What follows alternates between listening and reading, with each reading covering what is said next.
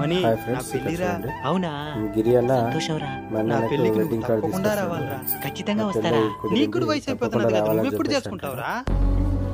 సరే ఆ, మామ, తప్పకుండా వస్తాను చేసుకుంటానురా. అంటారు. ఇంకెప్పుడు నువ్వు కూడా పెళ్లి చేసుకుంటావురా? చేసుకోవచ్చు కదరా, ఏజ్ చేసుకుంటానురా. మీదకి వచ్చింది, ఎవరినైనా లవ్ ఏజ్ ఎక్కువ అయితే చేస్తున్నావా? చేసుకోవద్దు కదా అంటే ఇంట్లో వాళ్ళు అదంతా ఒప్పుకోవడం ఏం లేదా? లేదు, silent చెప్పురా, నేను గా. నువ్వు కూడా ఒక మాట్లాడతాను. అమ్మాయిని ప్రేమించావు అదంతా కదా, ఏమీ లేదురా. ఏమైంది అని అంటే మరి ఇంకెందుకు పెళ్లి చేసుకుని అంటున్నావురా? అవన్నీ కాదు మామ, అప్పులున్నాయిరా, ఆర్థిక పరిస్థితి బాగాలేదు, తీర్చాలి. నేను డబ్బు అమ్మ కూడా సాధిస్తేనే ఆరోగ్యం బాగుండడం లేదురా. అదంతా వచ్చే శాలరీ, వీలవుతుంది. ఈఎంఐలని, కానీ కరెంట్ బిల్లులని, నేనున్న కూరగాయలని పొజిషన్లో వాటికి సరిపోతా అమ్మకు ఉంది. హెల్త్ బాగాలేదు చాలా అని ఇబ్బందుల్లో చెప్పేసి ఉన్నానురా.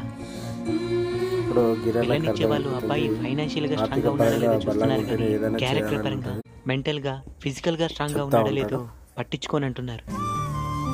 అప్పుడు వయసు పైబడే అన్న కొద్దీ అర్థం ప్రతి చేసుకొని, ఒక్కరికి పెళ్లి నిజమే చేసుకోవాలని కదా, ఉంటదిరా. సామాన్యుల కానీ కుటుంబం బాధ్యతలు పైన పడే పైసలతో కొద్దీ ముడిపడి ఉండదు. పెళ్లి చేసుకోవాలనే ఆశ డబ్బు పూర్తిగా ఉంటేనే చచ్చిపోతాం. ఏదైనా ప్రేమ కానీ ఏదైనా ప్రస్తుతం నాకు సాధించగలం. పెళ్లి చేసుకోవాలని లేదు. డబ్బు లేకపోతే ఒకవేళ చేసుకోవాలనుకున్నా ఆర్థికంగా చాలా